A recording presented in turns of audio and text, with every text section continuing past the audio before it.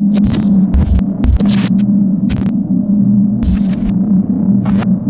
to Coach's Weekly. I'm CJ Sellner here with head baseball coach Mike Stosky. Coach, you guys come up short in what was an impressive tournament run for you guys, coming all the way back, playing 5 games in 26 hours, but your final thoughts on the tournament?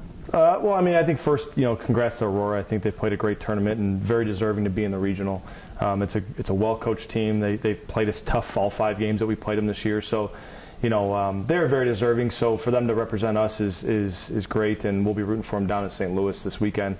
I mean, the win or losing that championship for me personally made no difference after watching our team compete for a day.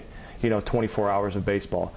For us to have our backs against the wall from the beginning, to be forced to play 5 games in 24 hours and just to compete down to the last pitch every single time, it just made me so proud. And winning it would have been the cherry on top, but it didn't take anything away from me. I mean, we've won a bunch of championships here. We've broken a bunch of records. We went to the World Series, and I might say that yesterday was the most proud I've ever been about being a coach here at Concordia. One person we have to highlight, Andrew Massey, first base, played very good defensively all week, offensively 12 for 25, 7 RBIs, hits a big game-tying home run in Game 1 against Aurora. He was a lot of different things for you guys this week. He was, and we ask the guys all the time, like if you're struggling in one area, whether it's hitting or pitching or defensively, try and refocus your energy in a different area to help us. So if you're struggling hitting, be good defensively. And Andrew really kind of refocused himself, and over the last 3 weeks, we've been joking that he's a defensive first baseman, even though he's hitting 400.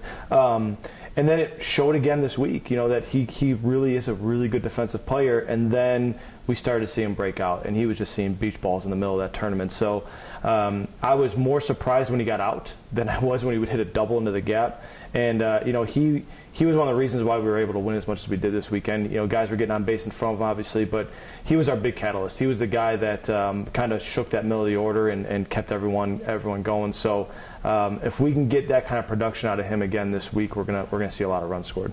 And your pitching staff just was dominant throughout the weekend. I mean, just performance after performance just kind of snowballed. I mean, it all started with Cole Carmen coming up after Brian Musilek. You look at it, those guys just kept going, and it's some of the young guys that even were throwing well.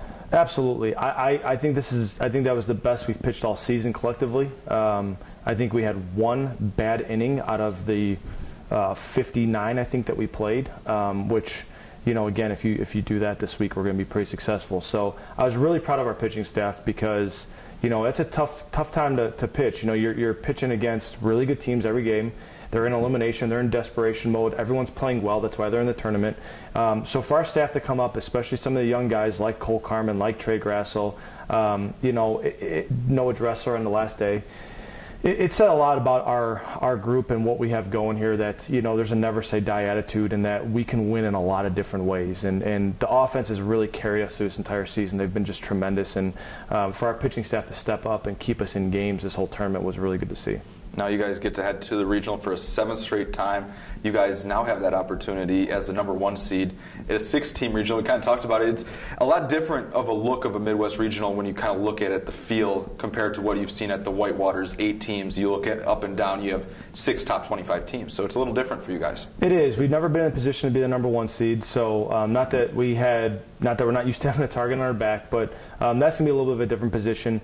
We haven't been in a 6-team regional, which is really different because the bracket changes as the games are going on based on who's left. In an 8-team bracket, it's spelled out. It's really easy. In a 6-team bracket, you're playing at one time, but then an elimination game happens, and all of a sudden you're playing at a different time. So that is a big thing we have to fight through. But yeah, I mean, I think that everyone that's in this region is looking at a way to try and figure out how to win it. And that's. And the key to right now is we talk all the time, in a tournament like this, you have to win Game 1.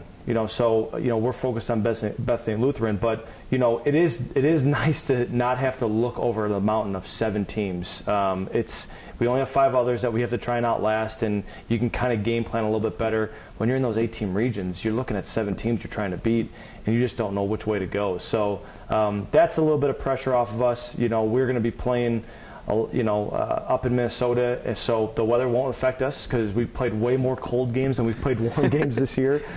So we were hoping that all the California and Texas teams would come to Minnesota and we play them and have the advantage. But it's going to be really competitive. We've played North Central, we've played Dubuque. That's in here. We're familiar with some of the other teams, so it's going to be a fun, exciting tournament with a lot of good teams. And how do you think this past weekend kind of maybe developed your team just a little bit more? Maybe if they're upset that they didn't win the NAC title for the first time for this senior class ever, or for these young guys that didn't get to see it, and everybody's kind of ready to go. Yeah, I mean, you mentioned it earlier. There's going to be a little bit of hunger in there that we didn't get our second dog pile this season. I think they're going to play a little angry, that we didn't win the tournament. So the nice thing is, the core group of last year returns. And so when we walk into that stadium at 11 a.m. on Thursday, it's not going to be too big of a crowd, and it's not going to be too big of a scene for them. So we're going to rely on that, obviously. But I think this team showed us just exactly what kind of fight they have in them. It took every obstacle possible to get stood in our way, and it still took the other team 13 innings to beat us by 1. So if we have that kind of fight in us this week, we were down to our last out with nobody on base, and we figured out a way to get a run to extend the game. That kind of attitude this week, it's going to be tough to beat us. We look forward to seeing you guys out on the field. Cougars head to the Midwest Regional. They are the #1 seed for the first time in school history. They will take on Bethany Lutheran at 11 a.m. on Thursday. You can find all the live links at cucougars.com.